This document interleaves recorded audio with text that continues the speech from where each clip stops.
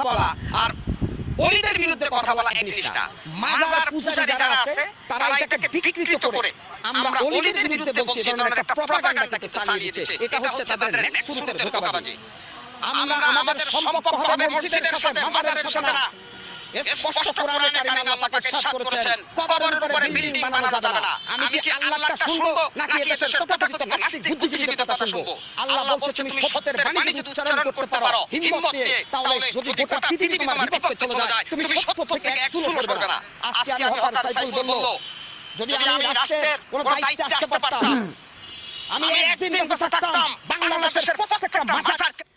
তুই কিন্তু ভালো শিখতে পারতে না, চ্যালেঞ্জটা করছিস, তুই কিছু ভালো শিখতে পারতে না। তোর যদি দম থাকে, আমরা আসামের ভিতরে একটা মাজারায় ভাঙ্গে দেয়, তোর চাপার দাঁত চড়ায় ভাঙ্গে ফেলায় দেন। হারামজাদা অসভ্য কুননের। এটা করে আমার জীবনে কি হবে আমি সেটা দেখব না। এই মাজার ভাঙ্গার সাথে আল্লাহর সন্তুষ্টি জড়িত। আপনারা মনে করেন মাজারে যিনি শুয়ে আছে উনি হয়তো আল্লাহর জান্নাতে চলে গেছে।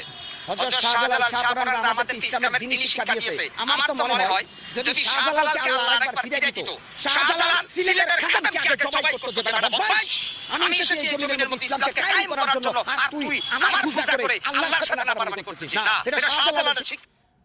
এই তোর কাছে কয়ে গেছে শাহজালাল শাহপরান যে না এ আমার পরে দেয়রা এ আবার যদি ফিরাই দিত আল্লাহ তে তার গলায় জবাই করতো। আল্লাহর কাছে যদি এত যদি খারাপ হইতো তা আল্লাহ নিজে জবাই করতে পারে না? এই চুতিয়া,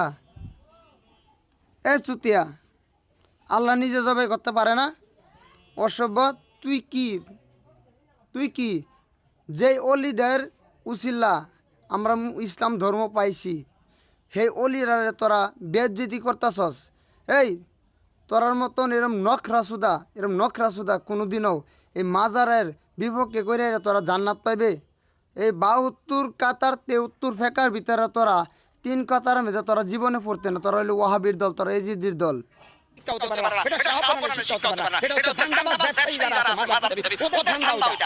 এই চুতিয়া, এক চাপার মধ্যে একটা চর দেম, কুকুরের বাচ্চা। এই তাহলে তোরা বাংলাদেশের ভিতরে কি সুদ চলে না? বাংলাদেশের মধ্যে তোরা ব্যাংকে লেনদেন করে সুদ কাজ বাদে এটা কোন হাদিস কোন দলিলে আছে? এটা আমার দেখায় দে। আর নাহলে তোর চাপার মধ্যে চড়াইম। আমি ইন্ডিয়ার থেকে কইছি, আমি কই দিলাম। কি হইছে? আজকে আপনারা এসে মানববন্ধন করতেছেন কেন? মাজার ভাঙতেছি। আরে মাজার ভাঙতেছি আল্লাহকে খুশি করার জন্য। আর আপনারা মাজারে গাঁজা জানেন কেন? এই তোর বাবার দম আছে গাঁজা বন্ধ করার লাগিয়া? কত যে ডাক্স খাইতে মানুষগুলো যে বরবাদ হয়ে পড়তেছে, হেঁটে বলে যাইতে তোরা মাজারে মেঝে লাগছিস। তোরা মাজারে কি করছে? আপনারা মাজারে সেলফি তুলে মেয়ে ছেলে একসাথে অবৈধ কাজ করছেন কেন? গান বাজনা ঢোল। এই কুকুরের বাচ্চা, মাজারের ভিতরে সেলফি তুলে মাজারে কি করে?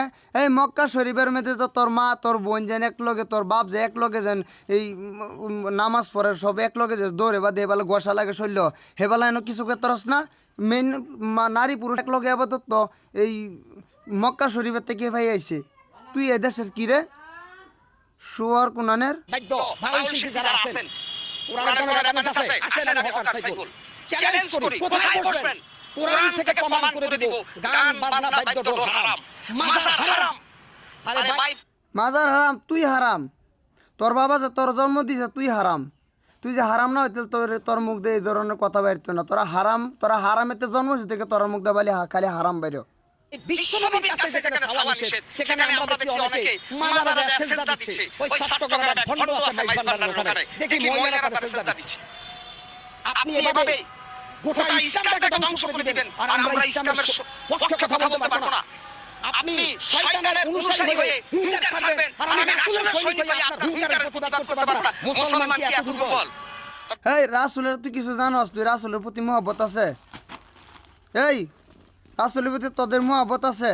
যদি রাসূলের প্রতি যদি মহব্বত থাকতো তা আল্লাহর ওলিদের মাজারের মধ্যে তোরা গিয়ে হাইরা এই মাজার ভাঙ্গার ভিতরে তোরা জড়িত থাকতে না। যারা নাকি গাঁজা খা মাজার মেয়ে যারা অবৈধ কাজ করে তাদেরকে তারা সাবধান করতি। তাদেরকে তাদেরকে সাবধান না করে তোরা মাজার ভাঙ্গা গুড়া করতে চাস। তোরা মাজার ভাঙ্গা গুড়া করবে। এই মাজার কাকে বলে জানোস? এই কুকুরের বাচ্চা, মাজার কাকে বলে জানোস? এটা মাজার বলে না, এইটারে বলে রৌজা শরীফ। রৌজা ভালো মতন শিক্ষা যাচ্ছে আজকা। এটা বলে রোজা শরীফ, এটার মাজার বলে না। এটা মাজার কাকে বলে জানোস? যেটা নাকি ওজগুবি হয় সেটা বলে মাজার। এটা রোজা শরীফ, এটা ভাঙতে নাই। আর মাজার তো তুই হাতেই লাগাইতে পারবি না। মাজার তোর বাবাই ভাঙতে পারতো না। তোর বিশ্ব চ্যালেঞ্জ করছি, মাজার ভাঙতে পারতো না। মাজার তো ভাঙতে পারবি না। মাজার মাজার মাজার মাজার কথা, মাজার কাকে বলে জানোস? তোর মাথার মধ্যে তো তোর তো ইসলামিক তোর কোনো এই তুই যে মাথার মধ্যে টুপিটা দিস, এই টুপিটা তুই কই পাইছস? হ্যাঁ, শুয়ারের বাচ্চা শুয়ার। তবে আমি মনে করব হয়তো অনেক জায়গায় বেশি একটু ওভারটেকিং হচ্ছে। আগে আমাদের ইসলামকে ক্ষমা আনতে হবে, তারপরে মাজার না শুধু কোন ভণ্ড বিখ্যাত শয়তান ছিল, নির্বাজার শয়তান দেওয়ানবাগী, সেই দেওয়ানবাগীর মাজার ভাঙার কারণে একদল এসে মানববন্ধন করে। লজ্জা প্রত্যেকটা মুসলমানের জন্য। এইভাবে বিভিন্ন দরবার শরীফে আমরা দেখি যে এখানে উরুসের নামে গান বাজনা হচ্ছে, যেটা ইসলাম পরিপন্থী, কোরআন পরিপন্থী।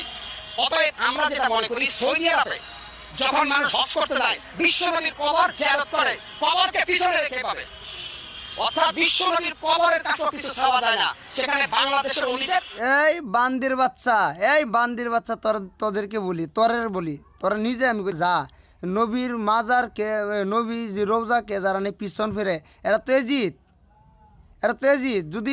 যদি মক্কা শরীফে যদি ভালো যদি মানুষ থাকতো এই সময়ের ভিতরে, এটি এজিদের দলের থেকে বস্তুটা বাইরে আইছে জানস?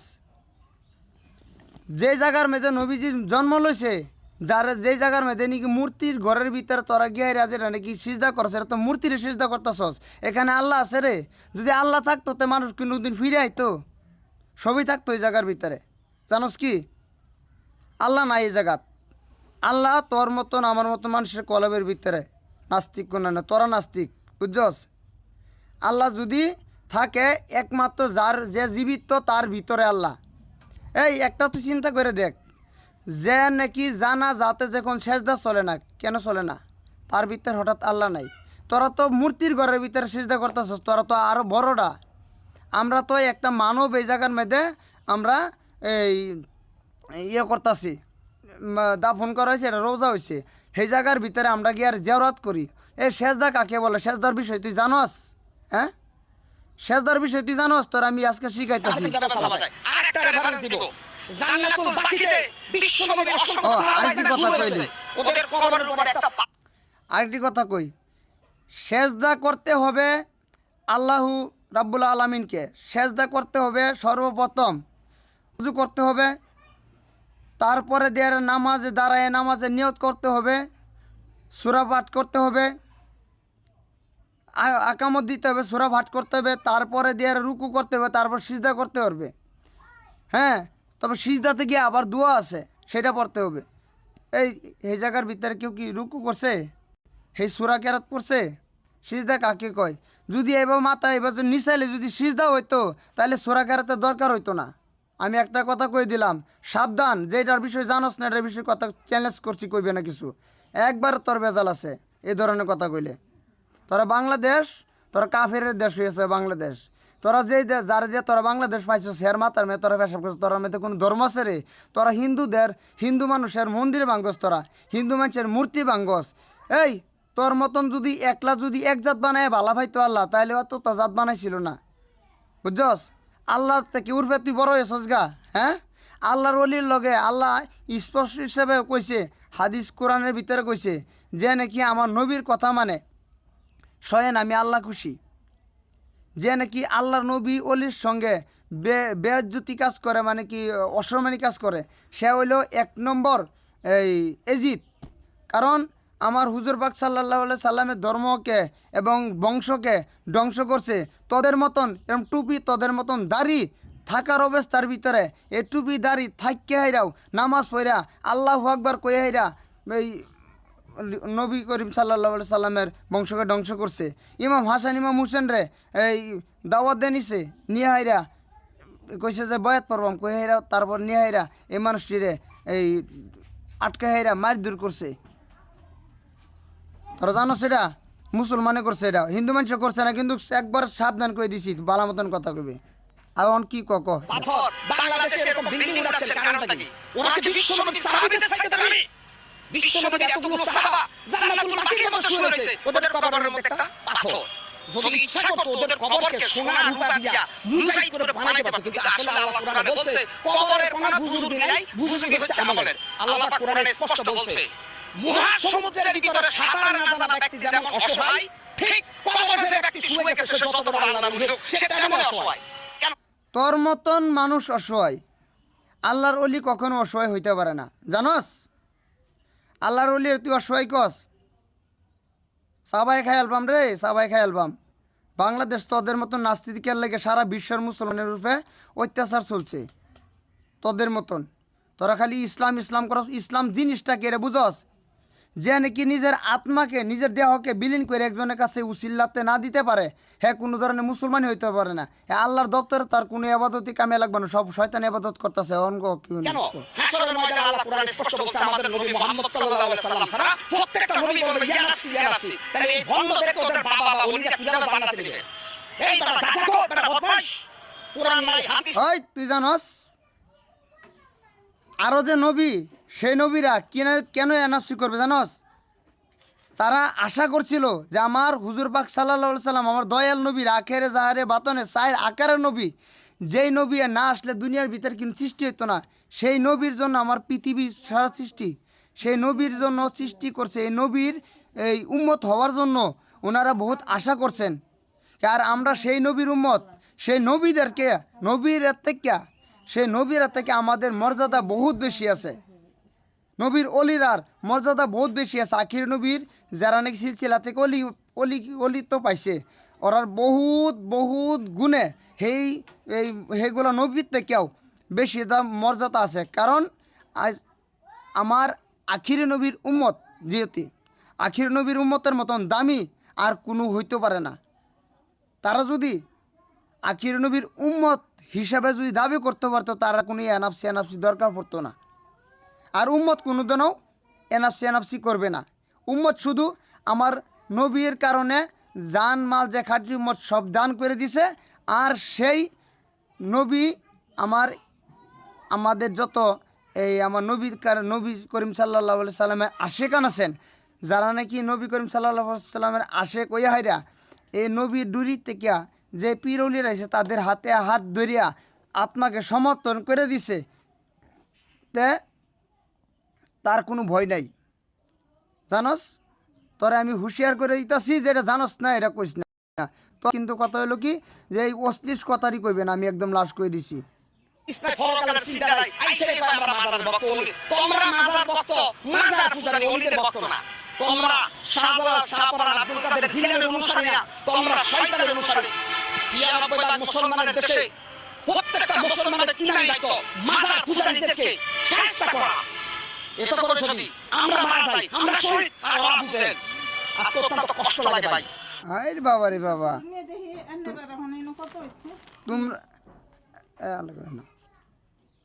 তোমরা কি কইলা আর একটু শুনি।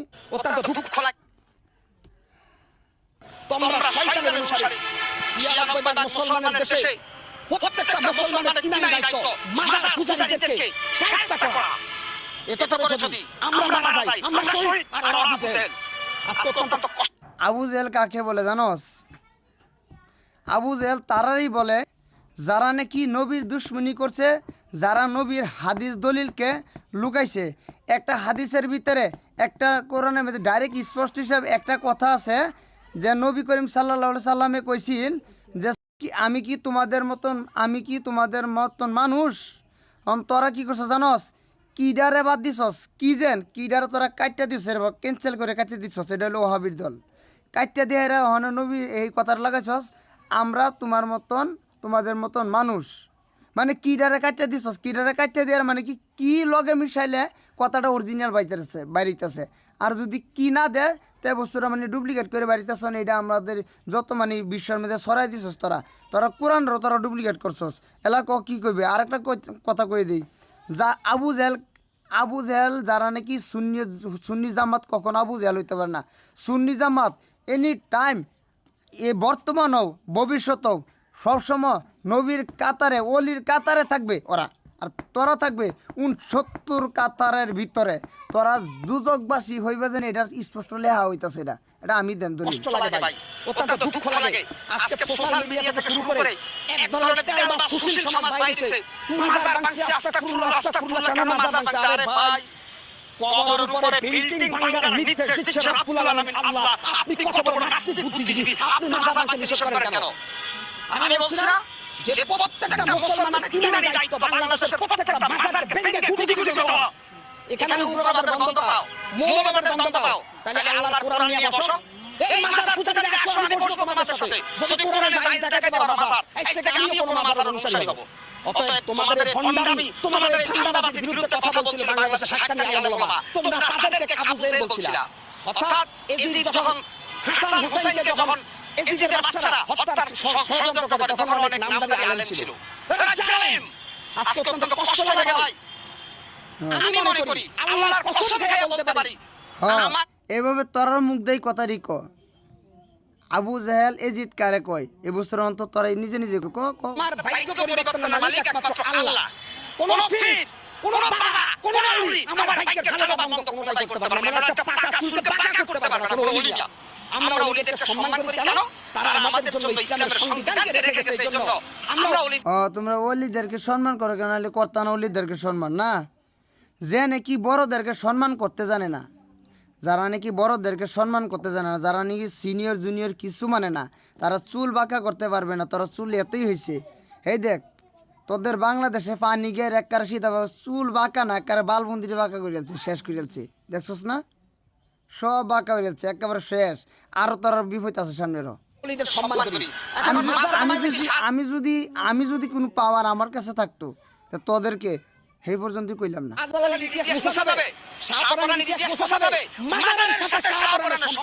দর্শক আপনারা রেকমেন্ড করবেন যারা সুন্নি জামাতের আছে।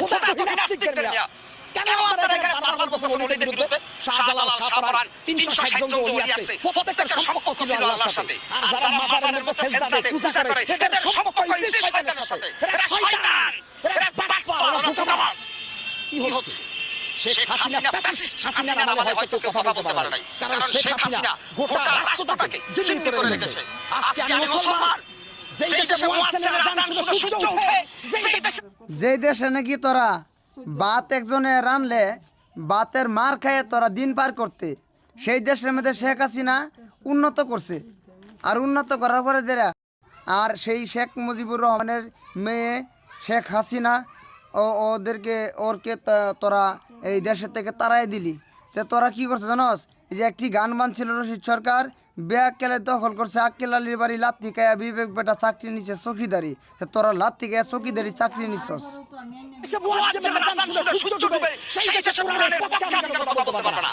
মাজার পূজারীদের কোনো দলিল নাই। আর যারা মাজার পূজারীদের বিরুদ্ধে, তাদের দলিল আছে আল কোরআনের সংবিধান। সেই আল কোরআনের সংবিধান যদি বিচার করি, তাহলে মাজার পূজারীদেরকে আমরা প্রথমে সতর্ক করব, তারপরে তাদেরকে সুযোগ দেব, তারপরে তাদের বিরুদ্ধে অ্যাকশন নেব। প্রত্যেকটা রাসূল প্রেমিক সৈনিকরা আল্লাহ স্পষ্ট কোরআনে বলেছে যে খবরদার শিরক করবে না, শিরক করবে না। আমার হায়াতের মালিক, আমার মওতের মালিক, সবকিছুর মালিক কে? আল্লাহ। এই বাটপারের বাচ্চারা আরেকটা ব্যাখ্যা দিচ্ছে আমাদেরকে যে উসিলা ছাড়া কোনো কিছু হয় না।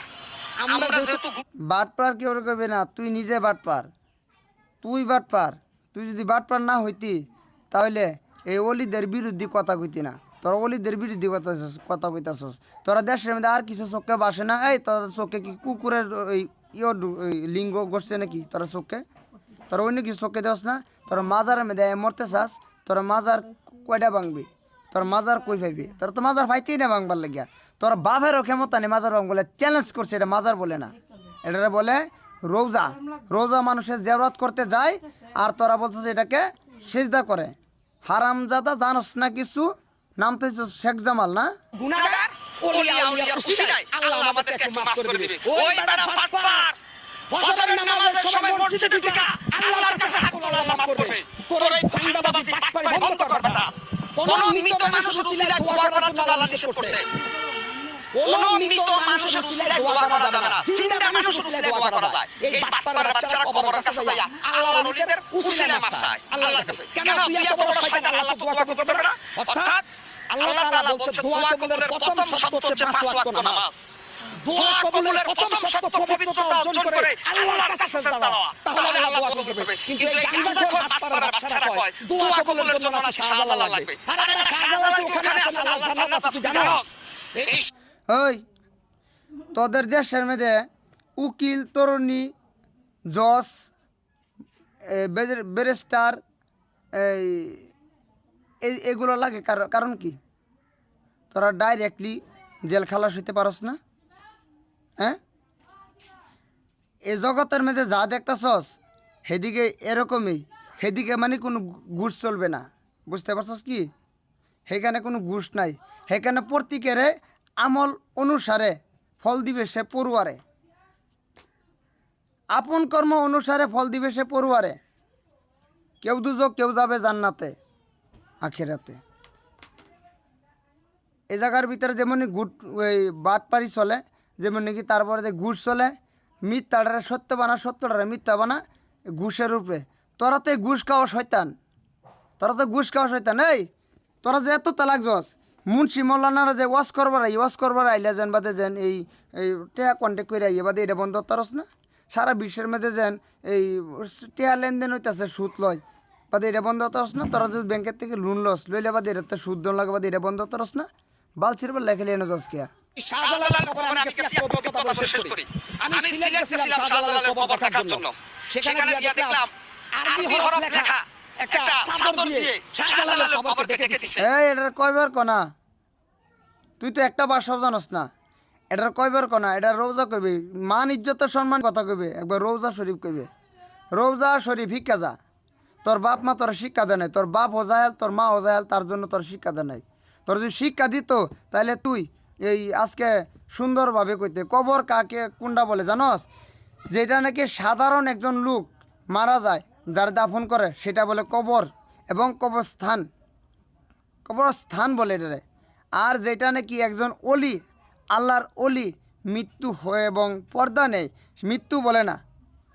যারা আল্লাহর অলি তাদেরকে মৃত্যু বলে না, তারা কখনো মৃত্যু হয় না, তারা অমর।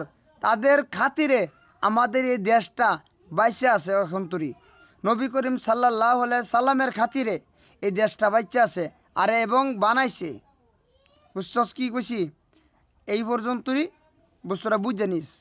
এটার কয়বার কয় না, এটা রোজা শরীফ কয়, সুন্দর মান্য সহকারে কইবে কথা।